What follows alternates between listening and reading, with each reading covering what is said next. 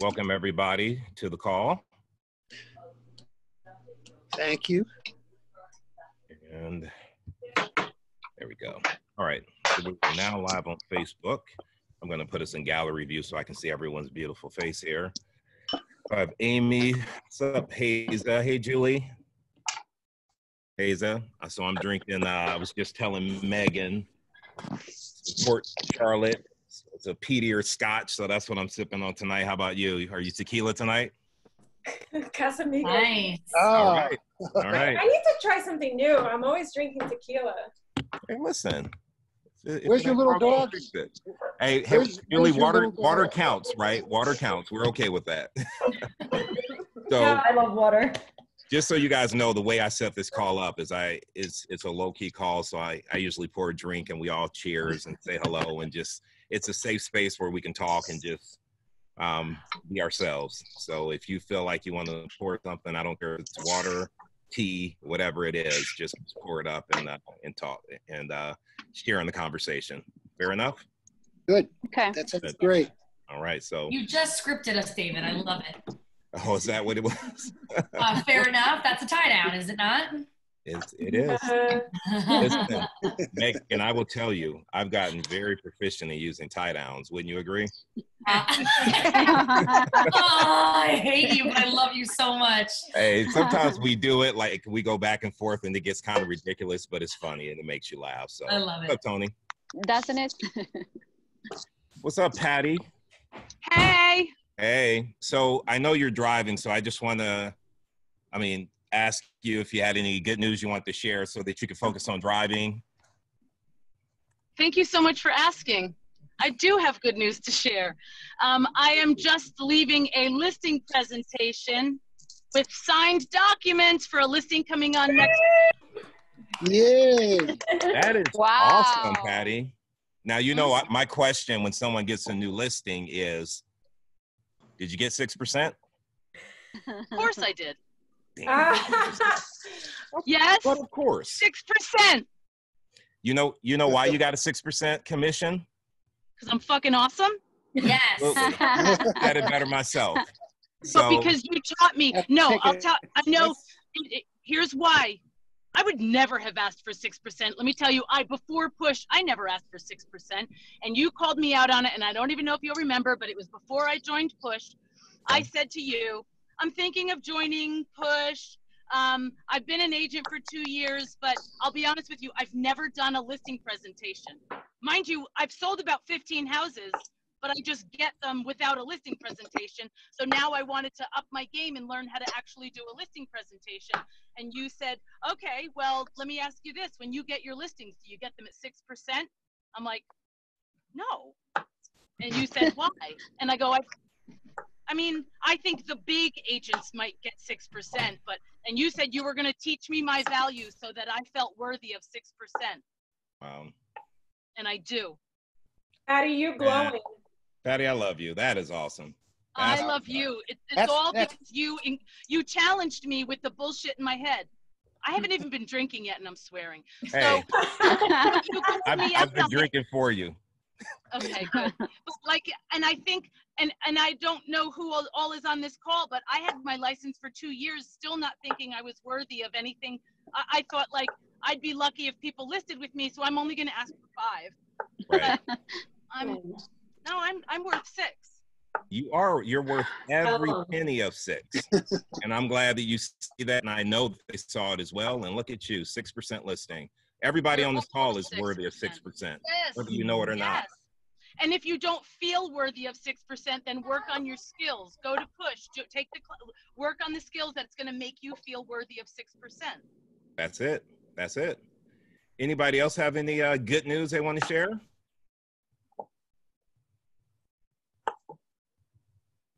Nope. No one can follow that. Yes, they can. Here's the thing. You don't compare yourself to anybody else. For you, picking up the phone and making one FSBO call is a success. And so I don't want you to compare getting a listing at 6%. Tell me something good that happened. I'll say something. I guess it's something, right? I got my first check from Keller Williams for a rental. Yeah. And I just started in March, so Excellent. I'm happy. It's the Fantastic. first Congrats. step, Cindy. Gina, that is Congratulations. something big. There's still Yeah. people sitting at home thinking, should they get on the phone and start prospecting? You're already making money, so good for you. Yeah, and it was in Jersey City, so I had to deal with like crazy stuff, you know, Hey, wild out there. that's how to get that money. Okay, That's right. that's good. That's good. What Cap 7 minutes ago. Okay. Hey. I mean, I know that counts. Yes. That's awesome. It's so good to see you here. Yeah. How are you? Hey, I'm Sally. Hi. Hey. So, any other good news, guys? Hey, Tara. Hey, Tony. Hi. Hey, Lana. I'll say something. What's up? David. So I had some I still have them, difficult buyers. I've been through a lot with them. So I've been in, very close contact with their lender throughout this entire time.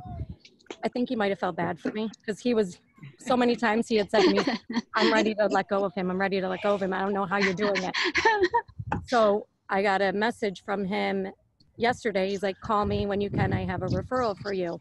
So I called him and he's like, my wife's best friend, her husband inherited this house from his parents in Englewood Cliffs. So it's just sitting there and they live in South Orange, I think. Okay. And he's like, I thought of you right away and thought it would be good for you to speak to them and list their house. So out of, a crazy situation, something good is coming out of it. Wow. Excellent. Fingers crossed. Yeah. All right. We'll take that. Mm-hmm. Hey, Amrita, how are you? I'm good. How are you? I'm doing pretty good.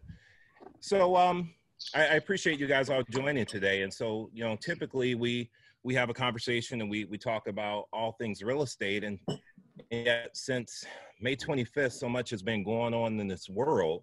I wanted to kind of switch up the conversation tonight a little bit and talk about what's been happening. And I don't want to have a conversation where we're looking for solutions tonight. I want to have a conversation where you feel comfortable sharing your feelings and talking about what's happening and what you're seeing out there. Is that fair? Mm-hmm.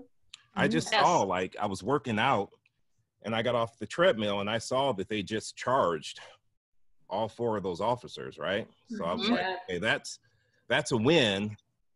And yet I found myself I wasn't excited about that because I lived in Los Angeles in 1992 when all those officers got acquitted for Rodney King. And I was living in LA during that time when the riots took off. And so I know that the arrest is one step, but we still have a long way to go before I can even get to a point where I'm excited about what's going on.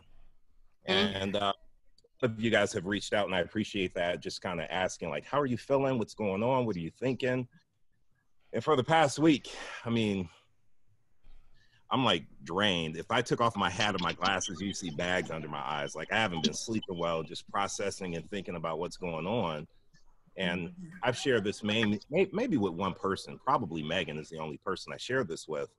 But when I was living in California in 1992 during the riots, first and foremost, I'll say I didn't listen to my father. My father, growing up, he was a Black Panther. He told me like, keep your ass at home.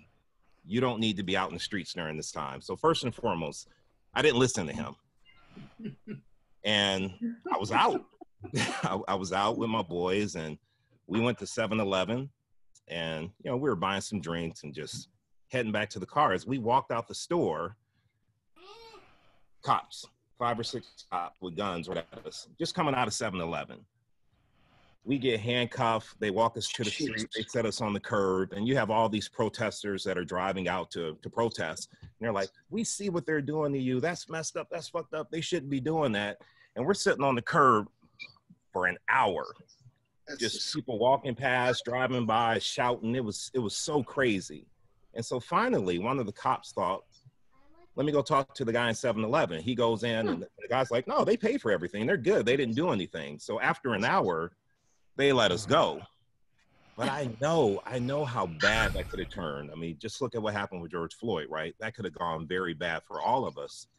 And so when I saw what happened to him, when I saw the way they took that man's life on video, and it's something when you see, not that I haven't seen someone killed before, but to see someone take their last breath and he's saying, sir, I can't breathe. And he's calling for his mom. When I tell you, that shit broke me down, and it broke down so many people.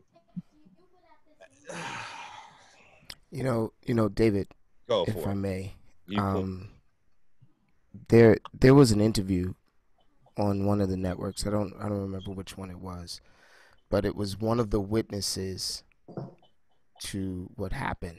And you know, he knows the guy, like he, you know, in passing, he's seen the guy. He's a neighborhood guy, and this guy is young. He was strong. He kept staying over and over again. I've been trained physically. I've been trained to be very physical, so you could tell he's probably a boxer or something. You know what I mean? Like he's an athlete. And he broke down into tears. He was just like, oh, I was standing there and I could go help, but then I would die. Then you would die. And he's like, I got kids at home. He's like, I had to make a choice between helping another human being from people who were supposed to help and dying myself. And when I tell you that, I can relate to not sleeping. I've got 5 children of my own, and 4 of them are adult children, and one of them's a little baby, and all of them are the ones that would have stepped in. All of them. Right. Not one of them would have sat by and let this happen. And I don't think that's the right thing, but it was the right thing. Like you're at this crux where there's so much pain just around making a decision to do the right thing. And that is what people are marching about. It's not just one life. It's the terror. Every single time those lights flash behind the cars, it's the terror that it's not going to turn. I got to hope that somebody's in a good mood. I got to hope this turns out all right. I know that's right. And you know what I mean? Keep your hands, you know what to do when you get pulled over. You've had the talk, you know, you keep your hand 10 to 2, right? Yeah. It's you got to tell them, hey, listen, I'm reaching for my wallet. You asked me for something. You know, which hand do you want me to use?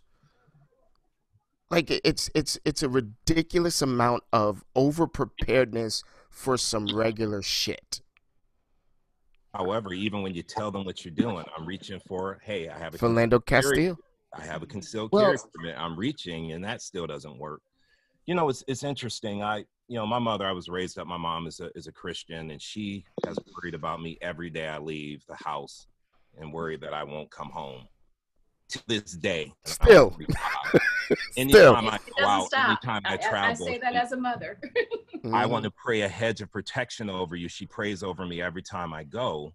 And even my wife. So you guys know me. I'm out traveling and exploring. I'm in the backwoods. And so my wife is always nervous about, like, are you safe? Are you going to be coming home? And so I'm constantly posting on Instagram stories just so my family, they know where I am. So I'm safe. What got me was this Monday when I went out on my hiking adventure, it was the first time I didn't feel safe. It's a fucked up feeling when you feel so vulnerable. You can't go do what you love because of what's going on. I mean, I could be the Christian Cooper, bird watching, taking pictures of birds, someone saying, right? I've had that situation, you know, working in Los Angeles. You guys, my boy Daryl, who came on the call. We were working together, and I was a director, and another director called my team and said something, and I called her back and said, hey, if you have something to say to them, just let me know. I'll talk to them. Just come to me. And that's, you guys know me. I don't yell. Has anyone ever heard me yell, raise my voice, get upset? I'm talking like I'm talking to you guys. But she felt some type of way about that and called our supervisor. David's being aggressive. He's yelling at me. And like pulling the camera car. I've had that happen to me. But at that age, I didn't really understand what was going on. But thinking back on my life and all the things that have happened to me, I'm like, I've had my okay Karen moment. It's crazy, man. And it's Well, still you know, going on. to add to that, what we're discussing here is that the confrontation on the street with that cop putting his foot or his knee into the guy's neck. I mean, he was being pulled. They were doing what they were doing. We talk about over needing weaponry, because all he did was try. It was a counterfeit thing, you know. He was arrested for like $10, or that's what they were doing to him for that kind of. That turned out not to be counterfeit. Right. That turned out not to be right. counterfeit. Even if it was a nonviolent crime, he's being nonviolent, and then that happens. That's what I want to talk about today, because I know we all have our thoughts on that. They're not taught to detain somebody with their knees on someone's throat. That's just not what police are taught to do. So, Julie, I've actually trained security folks, trained police officers and things like that in various techniques. That is actually a technique. Oh, it is. It is a technique, and it is designed. It is a near lethal takedown. Damn. It's not a non-lethal. It is a near lethal takedown. So the body reacts a very specific way when you are in stress.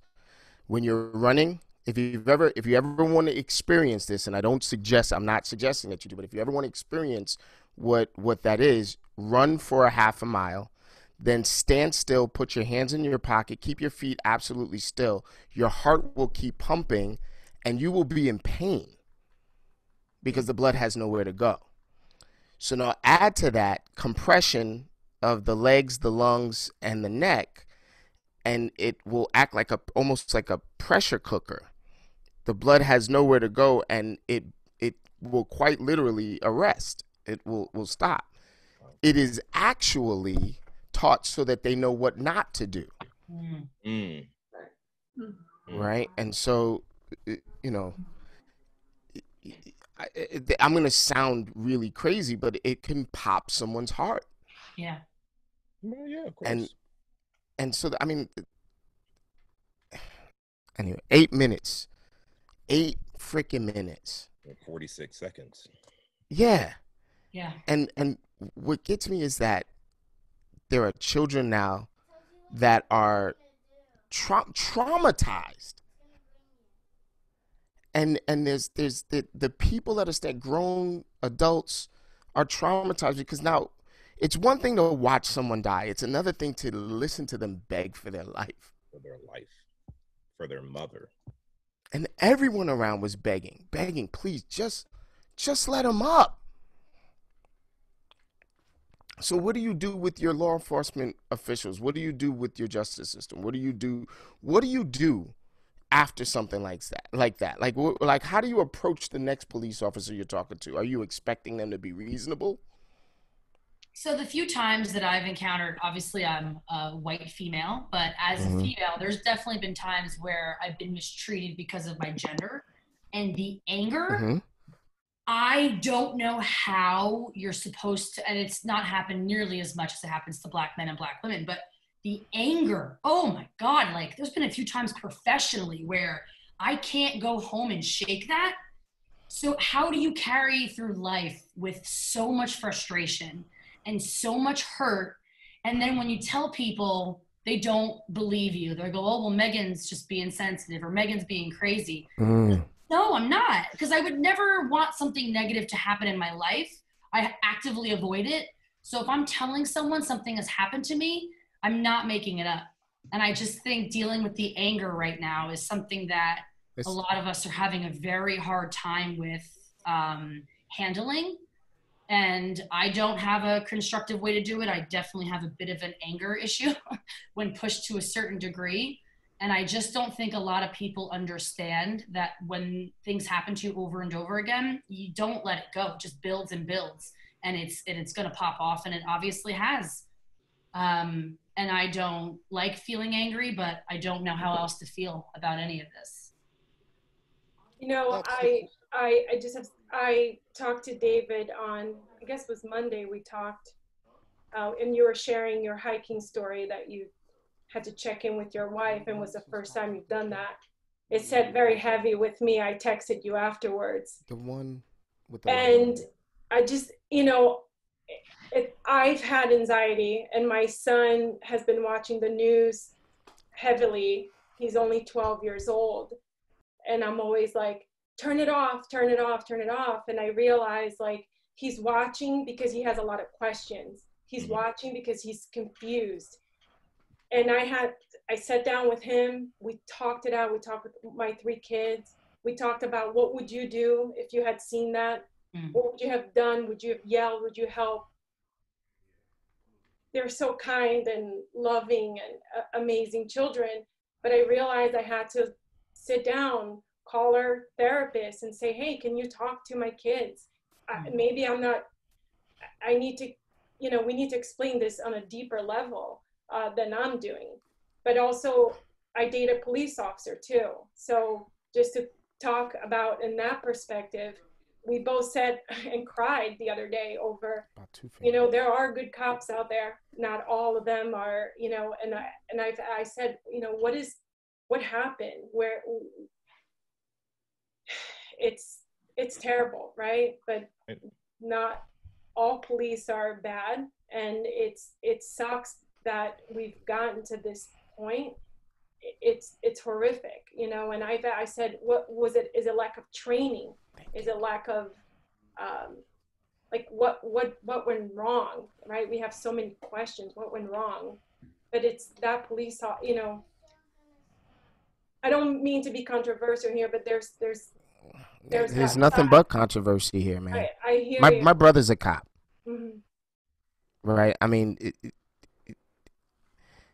the kind of conversations that we have are always controversial, and it's always, he has to run around making decisions on a daily basis, and he's passing it through filters. Guys, if you don't know, Black folks, when we walk through this world, we code switch all the time. You ever heard the term code switch? What is that? Coming after the, what do you call it? Helping you and your family. Oh, okay. So yeah, code. He was answering. I got that. Sorry. And if I'm off base for telling this secret out of school, go on and tell it. You done started now. Listen, it's a conversation. On all of it. It's all good. We code switch. So we will have one level of conversation, and then when we walk into a space where we are in mixed company, we have a different kind of conversation. We change the codes in the way that we talk. And so as we progress, as we become more successful, as we begin to intermingle in even more circles that are mixed, it becomes incumbent upon us. It becomes our responsibility to code switch so that we're not being offensive, so that we're not to excuse the expression, cooning it up. We're not disrespecting ourselves. We're not disrespecting our race. We're not disrespecting our people, and still being able to progress into the world. We learn to code switch because of the way that we have to interact around the police and the justice system and things like that. There was a situation where in the South where there was a young man that allegedly whistled at a woman, a white woman, a young black man that allegedly whistled at a white woman, and that was illegal in the South. And not only did he get in trouble with the law, but they beat him so bad. The regular people didn't know. Beat him so bad that he was unrecognizable. Emmett Till. 1955. Absolutely. In 1955. And so that lesson, you learn to walk on the other side of the street. You learn to not stare too long. You learn to not Sandra Bland was killed because she looked too long at a cop passing her in the other direction. While she was driving, she made eye contact for a second too long with a cop passing in the other direction. He decided to put on his flashers. Once they put on their flashers, then you are expected to code switch. And if you do not code switch, then you are being unruly, then you are being non-compliant, then you run the risk of dying. You know, I think it's so interesting you brought that up. Last night I was watching, I don't know if you guys saw Jimmy Kimmel.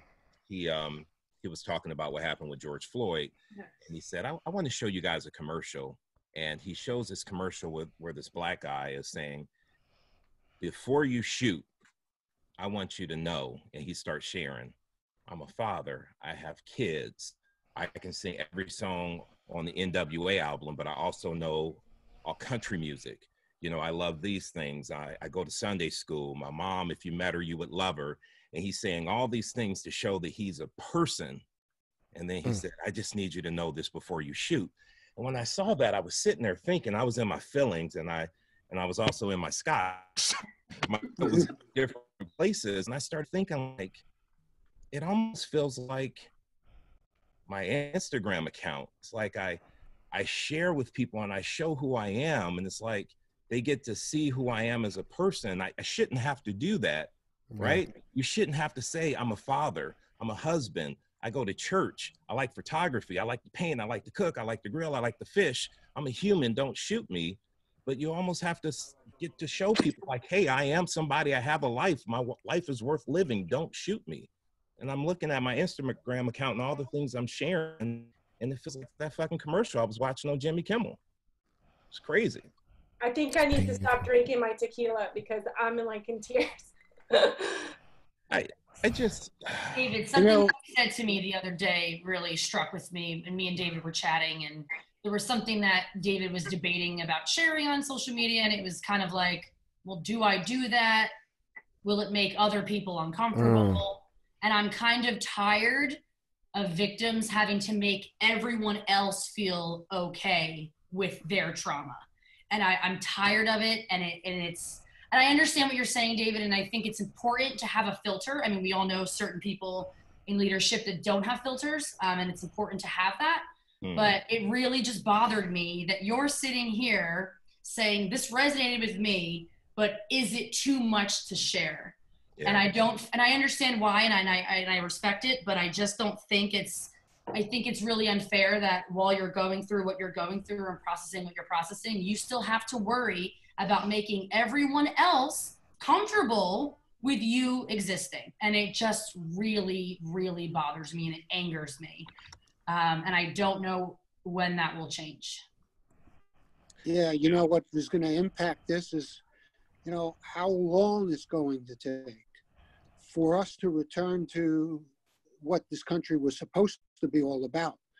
And it's an incredible thing when you look out over the landscape. I mean, this country was born with racism and slavery, and it just gets worse from there.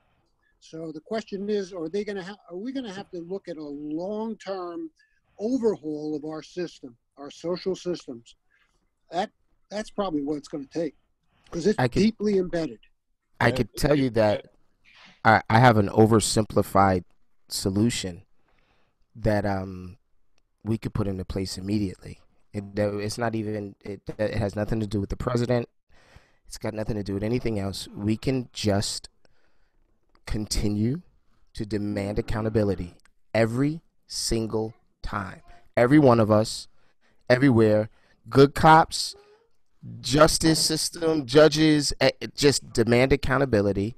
We can stop paying for their legal defense. So every time a cop gets in trouble and something like this happens, there's a civil suit, and the public, our tax dollars, pays for both their legal defense and for the settlement. If it came out of the PBA fund or whatever fund it is, it immediately the other cops would be like, what are you doing? Right? What the hell are you doing? You're going to cost us money in order to do that. And the last thing, and this is, I don't know how to change this, but it's an oversimplified thing. It's, if we could just stop skewing numbers. If we could just look at the numbers the same way we look at a CMA. And the last right? If we just stop skewing numbers, it's like, every single time somebody kills that's unarmed, there's some sort of terrorist or terrible person and things like that. Every time. Same way we look at the CMA. I think that if there's no footage, if there's handcuffs, if there's no footage, if there's a person killed, I don't care what color, I don't care what gender, there should be accountability. There should be a civilian review. Sorry to cut you off. I'm hearing you twice, and I don't understand why I'm getting. I don't know. I think Sally might have the microphone up. Footage, if there's handcuffs, if there's no footage, if there's a like person a delay. killed, I don't care what color. Hold on one second. Yeah, I don't know where it is. Put their mute on. There's something happening. I just wanted to cut. Looks like we don't hear us.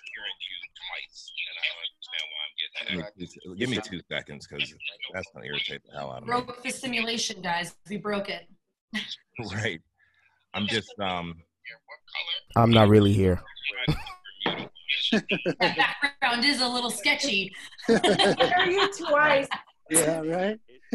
hold on one more second. I'm just trying something. It's a game changer. Okay.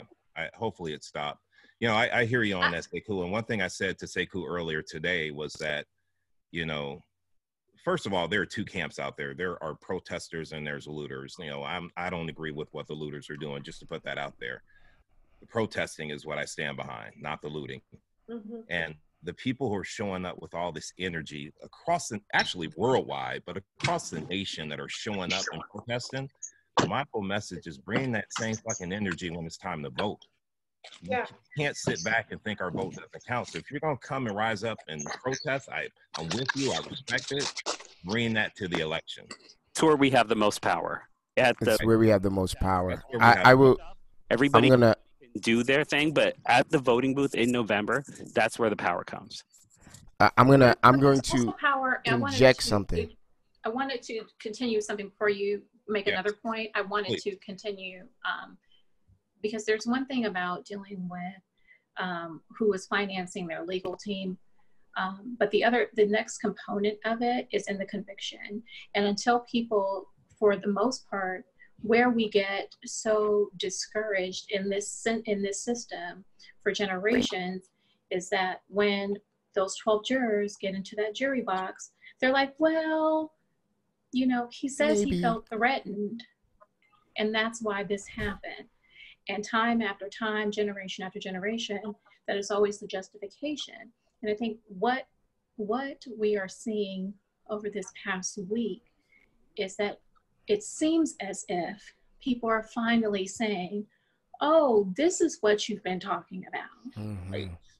And so I think that will translate into the jury box, because if there are no convictions, then others will continue to think that this is okay. And all I have to say is, I felt threatened. And Rome will continue to burn. So it's a combination of your civic duty to show up for jury duty, although, you know, like that's never any fun, but that's a part of the process in combination with voting. Can I also add that you have a little bit more power than you know, that narrative is really, really important. And it seems to be more and more important to us as the general public. And the narrative is that it is a multicultural protest, but it's black folks doing the rooting and the looting and the burning. And the way that narrative gets spread is that, come on now, don't burn the places in our own neighborhood. That becomes the narrative. So it's a multicultural protest, but we are burning our own properties. We are burning our own stores and things like that. In every single shot of every single loot or every single one of those burning buildings or something like that, is everybody doing it. Everybody. But even speaking of that narrative, did you see the coverage of the one woman that was looting the store? And the news reporter was like, maybe she's an employee trying to protect. No, she's stealing. She's stealing. And so therein is the issue. The benefit of the doubt. Yes. I got to say one thing. This is my daughter lives in Brooklyn, And she went over to where all the trouble was going on the day after, so whatever day it is. And she said there were protesters there at the scene of the looting who were helping the police and helping the city workers clean up. So they were volunteering their time. You know, they want to protest peacefully. And I thought it was so interesting that they turned and then started to help clean up.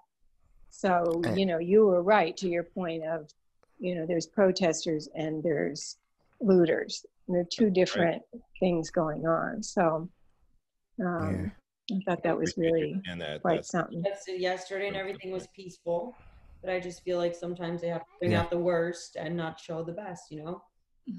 Well, what's funny for me is that they broadcast. Right. They broadcast the Secret Service and the National Guard shooting at peaceful protesters. And so here's my point, and then I'm going to shut up so that somebody else was talking. But my point is that there's armed militiamen that stormed the Capitol building because they couldn't get a fucking haircut.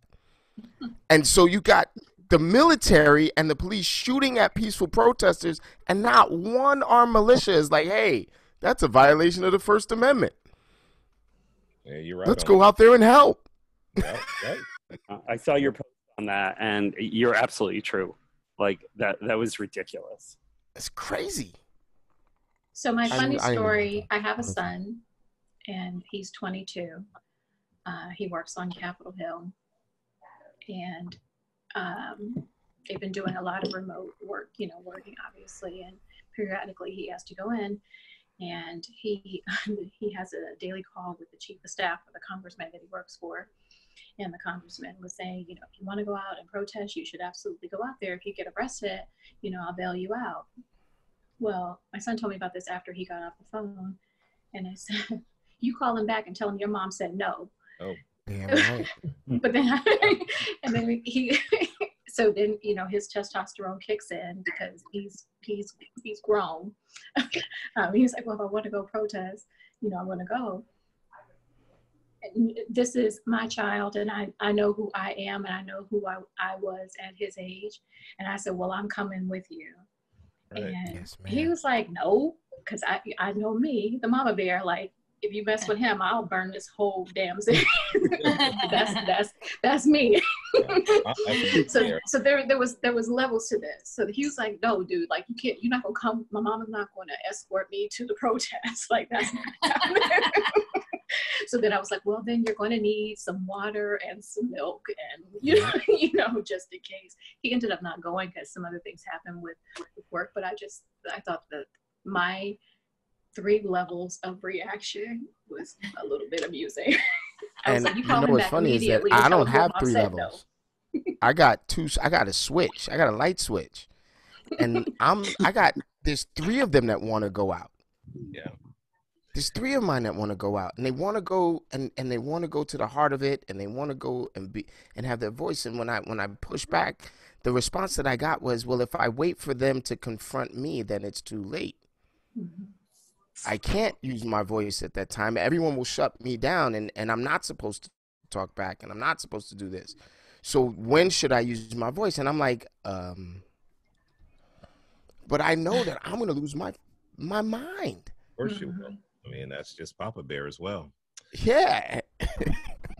Well, and one of the challenging conversations, and this is what I try to explain to other friends of mine who our children have grown up together, is yes, you know, as black parents, we have the talk, you know, with our children, especially our boys, and we have different versions of it as they get older.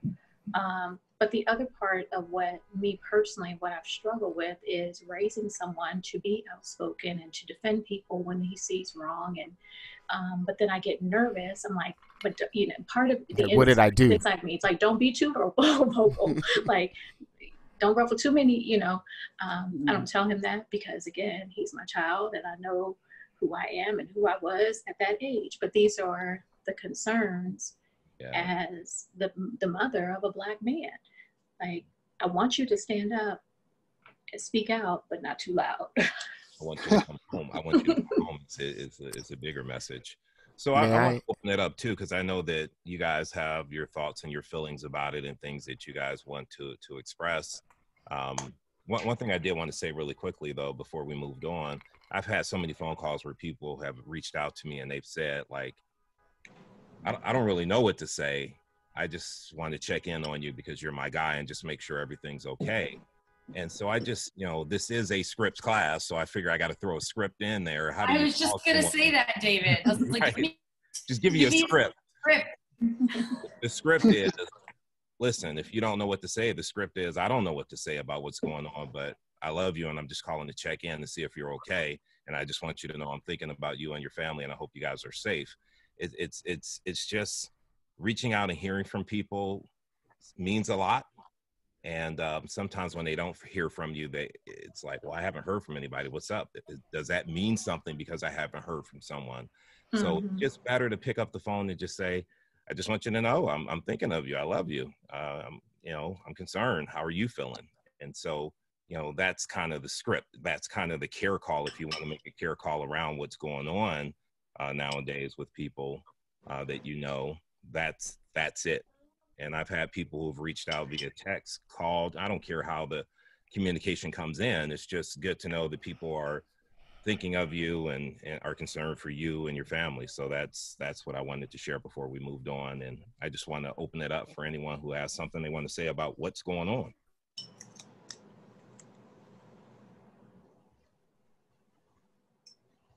We've solved it. We fixed it all. And good night. Cheers. I wish it was that easy, but the thing I can say is that the way we do fix it is by having calls and conversations like this. I grew up in Cleveland. I lived there 16, 17 years, and then I've lived on the West Coast in LA for 10 years, and then I've lived in the South, in Austin, Houston, and Dallas, and then I've lived on the East Coast. I've lived all over, and I have to tell you, through my travels, I've met some great people. Like 99% of them are great. And I don't really care what people think about me. I care how you treat me. And so I may not know your thoughts, but the way people have treated me along my journey for the most part has been solid. And so I'm always that guy who's open to just whoever you are, however you show up, you're good with me until you show me you're not somebody I want to associate with. I don't care what your skin color is. It's who you are as a person. Is how I judge things. And if you show me who you are and I get a glimpse, I believe that, and I'm out.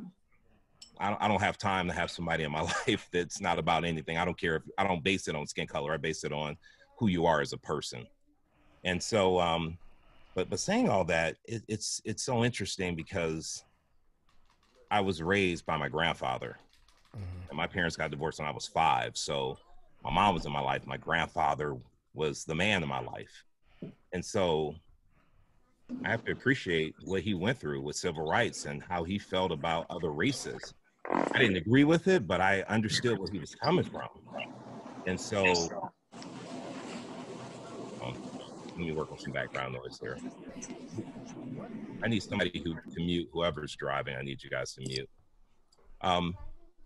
My grandfather never understood me having white friends. He didn't get it. But I have to understand why he didn't get it, right?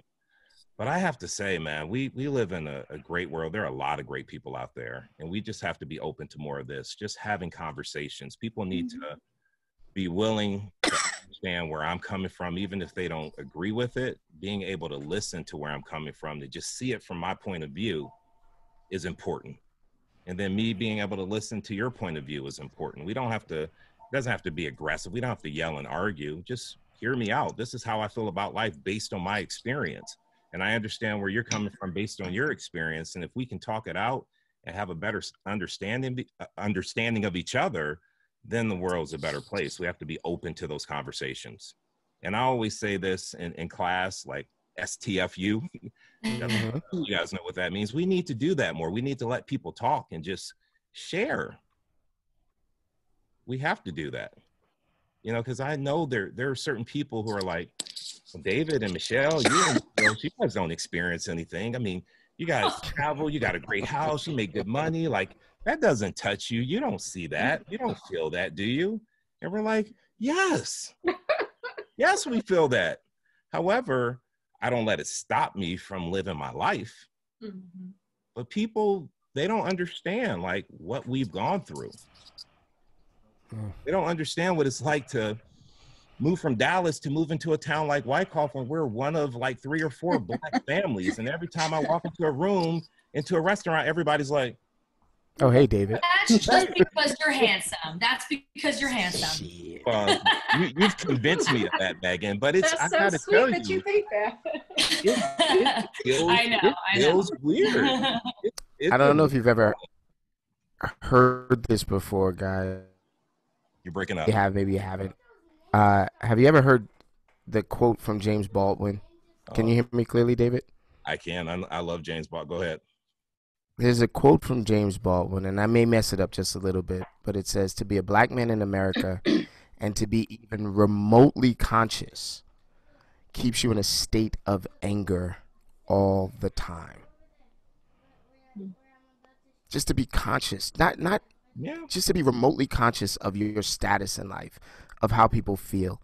So when you hear someone shout out Black Lives Matter, and your original thought, and obviously I'm not accusing anyone of this, but this is what we go through. When something happens and there's no accountability, and we're saying, listen, Black Lives Matter, right? It to hear someone say, no, all lives matter, sir, is such, I want to twist this glass into a knot. And people are like, well, why do you get so upset with that? Shouldn't all lives matter? And it's like, when Black lives start to matter, then yes, maybe all lives will matter. It's like, the proof is in the pudding that my experience isn't like yours, and not because I don't want it to be. Why do you think I want to move to the burbs? Why do you think I want my kids to go to that school? Yeah. You know, we talk about things burning down, right, in the communities that are rioting and looting and things like that. And they're like, you're burning down your own stuff. No, they're not. They don't own anything. They don't own anything. Own anything. Nothing. Nothing. Yeah. And have been historically blocked from owning things for little dumb things that other people overcome constantly. And so the anger, to just be a little bit conscious of that. Yeah. To know that that's the truth, and then to move through this world and be expected to show up to work and not flip tables over and not, you know what I mean? Like, it's constant. It is constant. When I talk to my cop friends, and I talk to other guys, and you know, I have a multicultural table, right? That's what we're supposed to have, right? And they're like, they're at my multicultural table on the far right, telling me how wrong I am about the way the world is to me. So I have a statement that I make quite often. You guys are gonna cringe. I'm Black, I'm rich, and I'm spoiled. I want the same shit everyone else gets. Yeah.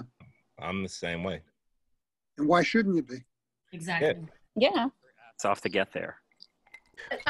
There was years ago, this is May, so maybe 3.5 years ago, the climate was a certain way, and the Muslim ban had gone into effect, and that I have a lot of Muslim family, and that weighed heavy on me. And I had someone that I considered to be a friend, who on the previous months prior to that, I had seen that they were supporting certain candidates and like really rallying behind them. And I was so confused by that. And so when the Muslim ban went into effect, I picked up the phone and I called her. And I said, I want to understand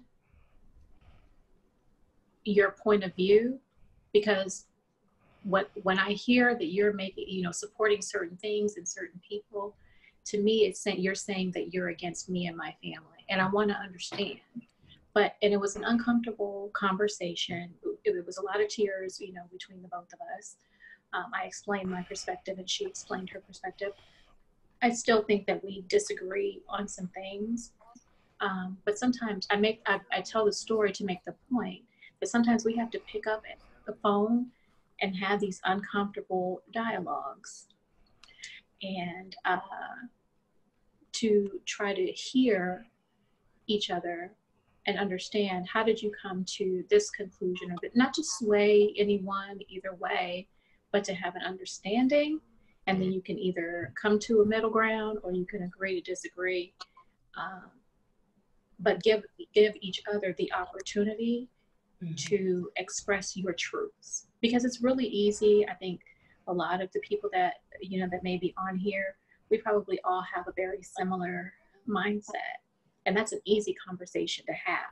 That's an easy dialogue to have. This is a safe space, but we all on both sides of the spectrum have to become comfortable with having uncomfortable conversations instead of giving each other the side eye and drawing conclusions like, well, you didn't step up for me, so you must be this. Right. We're in a cancel culture, and I think the fact that you picked up the phone and didn't jump to conclusions and had a real conversation is so rare, and I think that's incredible, because I don't know if in your position I could have done it maybe as calmly as you could have. I don't know if I could have done that. But she was someone that I knew. She was someone that, and that's why I was like, I don't understand what's going on in the world. So let me go to someone that I know that seems to have a certain, you know, train of thought. Let me try to understand, because none of this makes sense to me. Like it to me, 1 + 1 is not equaling 2 on this. You know? I hear you. That's incredible. I understand. Wow. Hey, David, you said something, can you hear me? That nailed it, what I was trying to express before. Change will happen when we keep having these conversations, right? And that's what I was saying. I was avoiding conversations with my kids because it felt too painful, too hurtful. But conversations start at home by teaching our kids. They're the future. They're like gonna take over what we're talking about. And having these uncomfortable conversations and answering their questions, because they have a lot of questions about what's going on. And not avoiding it, because I was just screaming, turn off the news, don't watch this, don't watch this. But it's real. It's reality. Let's talk about it. Important for them to see that and learn what's going on and teach them that it's not, you know, not the way to go about things, you know. And it's scary. It's scary for all of us, but for children, you know, that's real. I mean, it amps, it really amps when you're younger like that. The fear. Of course it does. Hey, Dave, I've got to run, and I appreciate you letting me come on and be a part of this. Nice seeing you. Nice seeing you, Megan. Good to see everybody. Gotta go. Nice seeing you guys. What's up, Scott? It was great to have you on the call. Very much. This was great. This come was back. wonderful. Come back again. Love y'all. Love y'all. Thank you so much. Thank you. Thanks. You know, the conversation that we're having right now, and I know some people are just kind of taking it in and listening. And again, to me, that's even what it's more about. It's like no one on here is trying to be right. We're just telling our truth and what we've been through and what we've experienced. And I love the fact that everyone has stayed on the call and is listening and just hearing different points of view. Because it's one thing to see it on the news, but when you hear it from me, when you hear it from Reku, when you hear it from Sekou, people that you know, and it's like, okay, well, if David's experienced that, I know David, like, and I know, I may not know someone on the news and who they really are and what they're all about.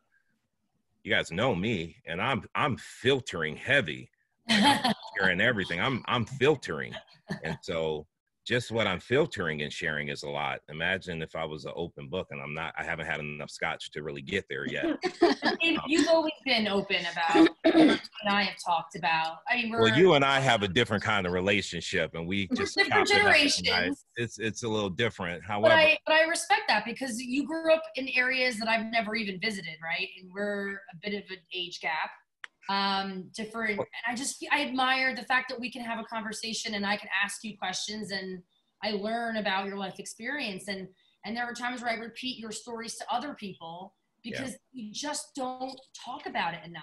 We don't ask our people that we know, that we love, like, I'm hearing about this, what is your experience? Yeah. It's uncomfortable and you're so afraid to say someone, but if you love someone like I love you, David, you can have these conversations without fear of being misconstrued. And I think you have to have these conversations in person. I think these internet conversations are inappropriate.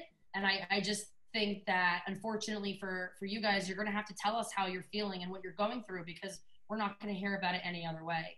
And I know. Well, Megan, one thing I appreciate about you is the fact that you will ask me questions. Like, most people won't, but you'll say, what do you feel about this? Now, I love that about you. What makes me sick about you is when I tell you 28 years ago I was in LA as a teenager, you're like, I was born 28 years ago. What are you talking about? I know, it just drives me crazy. You know. She's that. like, who's NWA? No, I know. You know. Don't worry. You know. But I just think that's also depressing, David. Like, you're talking about 28 years ago, and like the first encounter I ever had with Rodney King was he was on a celebrity rehab show. And I'd heard about his name. No, hold up. No, I heard about his name, and he was so kind. And he was still that man that just wanted everyone to get along. And I was actually happy that I had introduced Rodney King on his terms and his words, and not through the news. And I don't know, like, I just think it's horrible that obviously he's no longer with us, but I met him maybe when I was in high school via TV, and him owning his story versus what I had heard was so powerful. And but to hear you talk about that, you were in that time frame in your life and it isn't better, and even that was recorded back then. We had video of that back then, and in my lifetime, to think that it's not better, even a smidge better, is really, it angers me and it upsets me. And I just, in my mind, I refuse to allow this. I don't plan on having children, but I refuse to let this happen to another kid in 28 years talking to me. It's not happening. And we're not doing it. We're not doing it.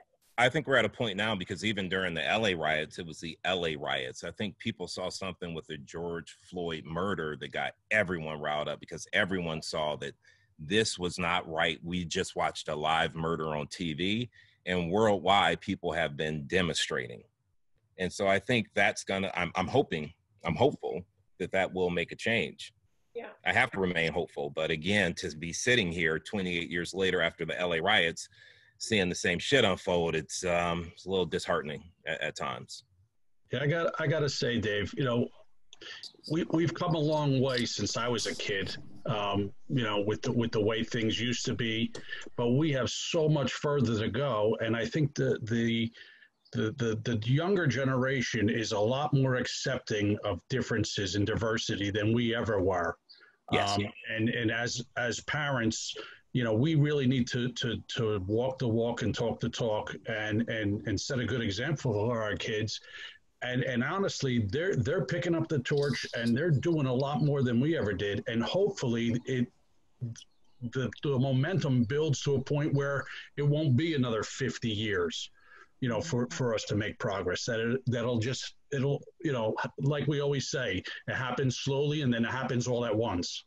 And that's what I'm praying for. And I think, you know, whatever group of people you look at, the majority of them are great and good. And there's a few bad apples that shine, you know, whether it's, you know, whatever, you know, don't judge the group by a few bad apples. That's all, you know? No, you're absolutely right. I mean, Patty even had a post and she was like, listen, I support the police and I'm standing up against this racism. I believe that you can do both. And I'm like, hell yeah, you can. Because just like we run around and say every black man's not a criminal, every cop's not a criminal. Right. And so I still agree with that, right? It's bad apples that are out there. I'm for the protests. I'm against the looters. I'm for the police. I'm against the bad cops. Right. I'm against the looters, but when I tell you I understand, Megan and I watched the same video from Trevor Noah, and he was talking about, like, there's a social contract, right? Like people aren't going out looting and breaking in the stores because they have a social contract with law enforcement. Like, you uphold the law, we're not gonna break the law.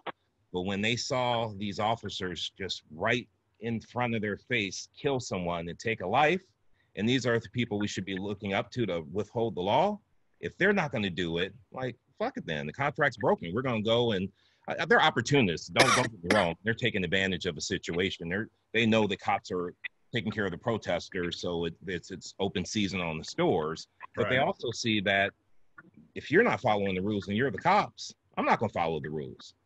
Right. And so I don't condone it. In the weird way, I kind of get it. That's how my personality is. Yeah.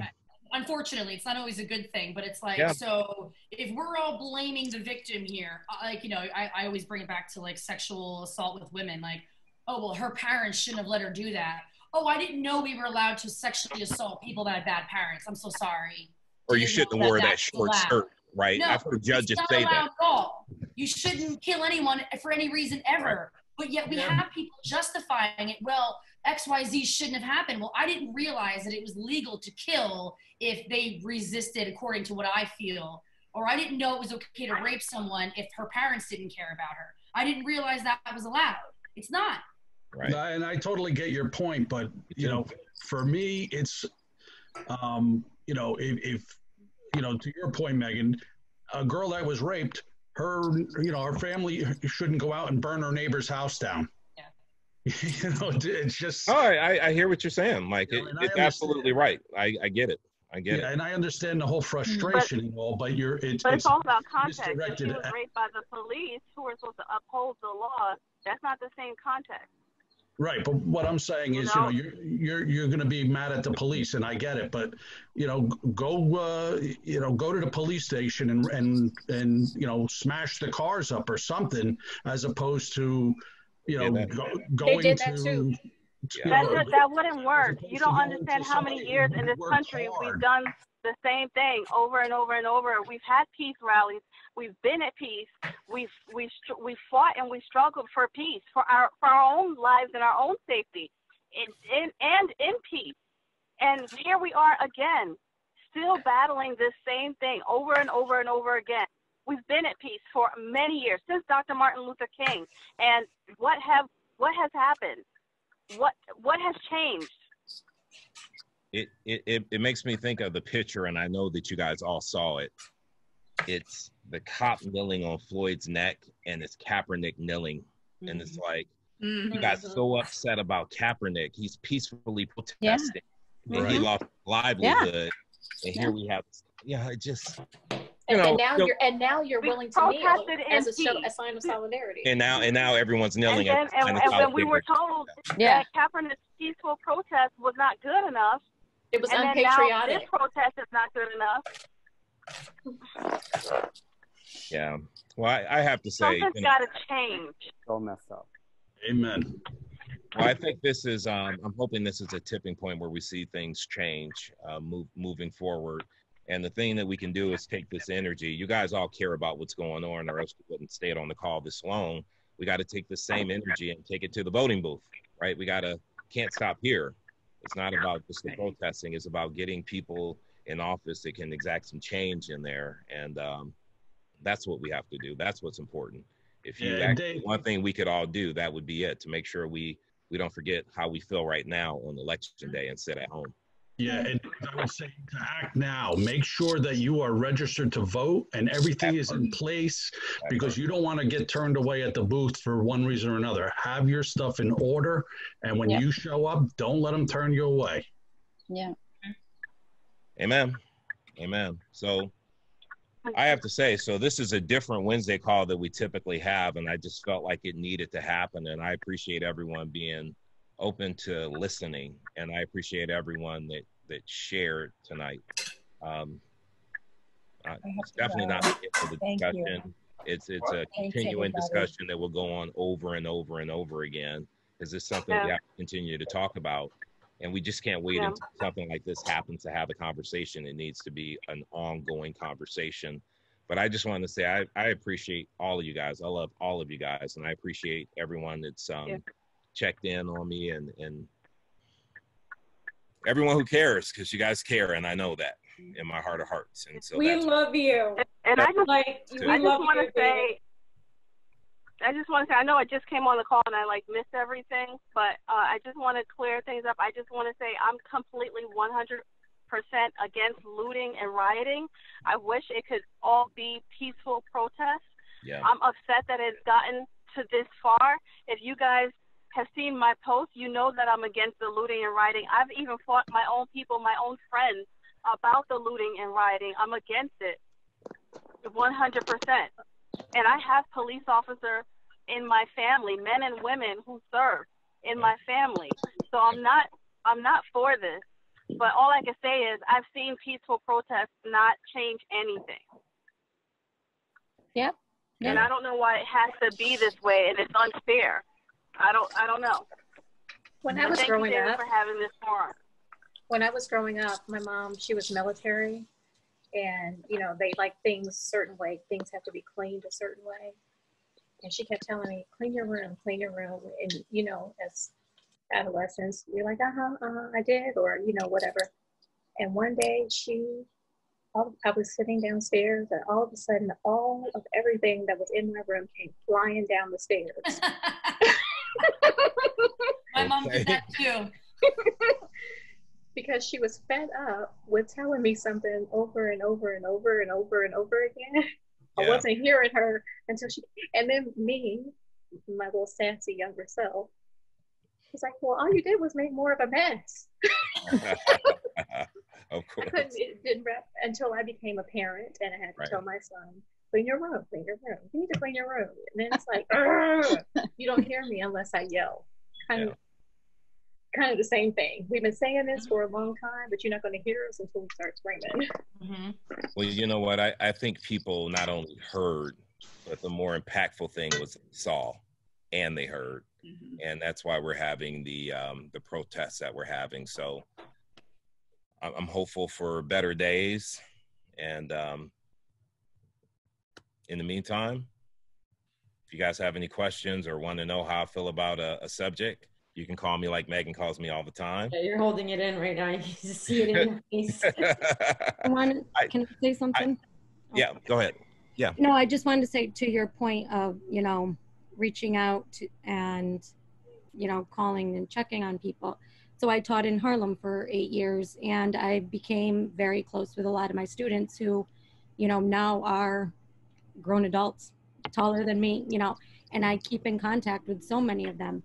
And I spoke to probably like 6 of them the other day, and 3 of the girls I spoke to, I mean, I could cry right now, even talking about it, but I mean, they were so little when I had them, and hearing them break their heart over the phone to me, but yet knowing that I called and I was still there so many years later for them, and just listening to them and how they felt. Yep. I mean, I felt good that I was there for them.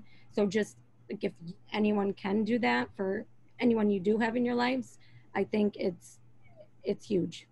Definitely. It is huge. So, sorry, I'll if I talk anymore, I might lose it some more. But you know what? You're better for that. Your kids are better for it. They're better for it. You know, it's a relationship they have with you, and they know that you hear them and you see them. And the fact that you thought about them to reach out and they're open to sharing with you, that's what we need more of. And that's what makes the world a better place. And so I love that. I think that's extremely powerful, and we need more of it. Mm-hmm. I agree. We really do. We really do. And, you know, I'll end with this, and I will say that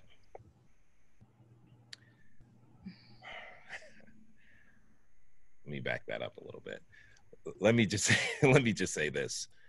It's a trying time right now, and I have a lot on my mind, and I'm processing a lot, and just about a lot of different things.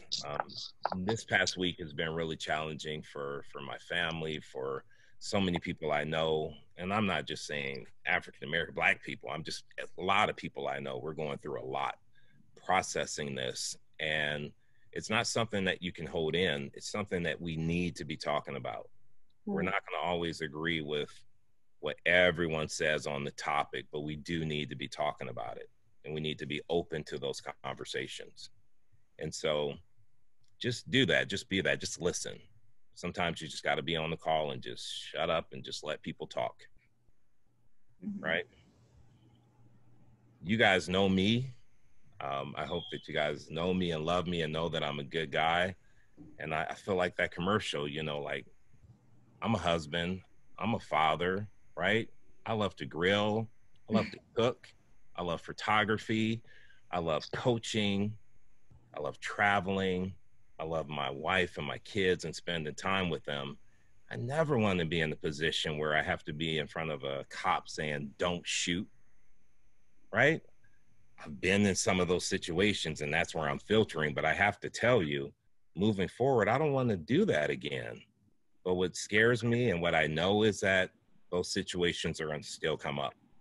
And so it takes all of us that are in our feelings right now that feel some type of way about it to not be quiet and to speak out against it. And the most powerful way we can speak out against it is at the voting booth. Yep. It's making sure that we get the right people in office. Yep. This is why I stay my ass at home most of the time. That's why I'm a homebody. Seriously. That's why I'm at home. And it really showed me. Monday, just to be transparent with you guys, I know I said it before, but Monday was the first day I felt scared to go out on my hike. And I went to a park that I knew there were no bears, and I still had my fucking bear mace. That's how scared I was and nervous I was. I don't like feeling that way at all. That same day, I went to Costco to return something at Costco, getting it out of my trunk. And there's a lady who's pregnant, a white lady who's pregnant, and her mom. She has no mask on. I have my mask on. She's coughing, like coughing up a lung. And in my mind, I want to say, you need to have a mask on.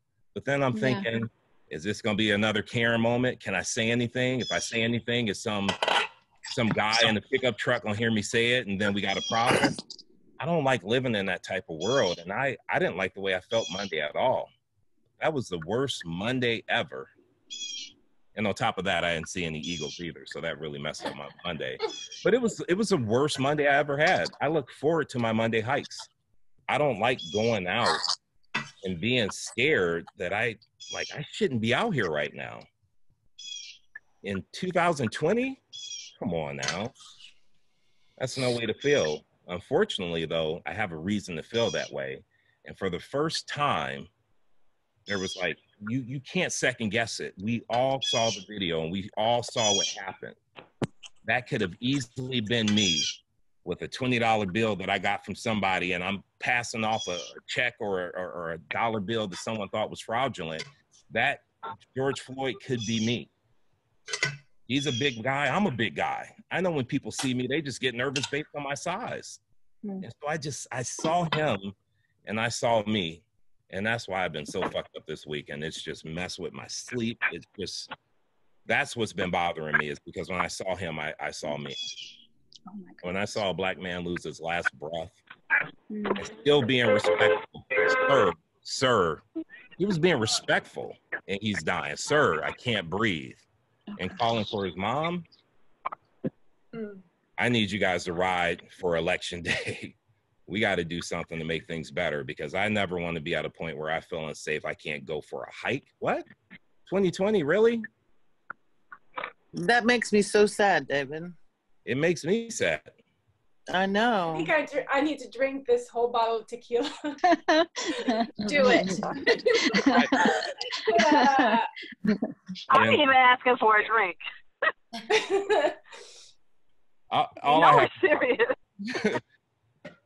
I started with half a bottle. I don't know where I am now. I just, listen. As I said before, as I pour, I'm refilling myself. As I finish the bottle here. Oh my God. There we go. I appreciate the conversation. I appreciate that you guys gave me an opportunity to talk and have some people on and share. And I appreciate you guys listening more than anything. And love all of you guys. And I appreciate the time tonight. Thank you, David. We love you too. This was very powerful. Love you, David. Yeah. Yeah. Thank you. So y'all be good. And I just want you to know next Wednesday we're back on our business. All right. Okay. Love you guys. Bye-bye. Love Bye. you. Bye. Thank you. Love you.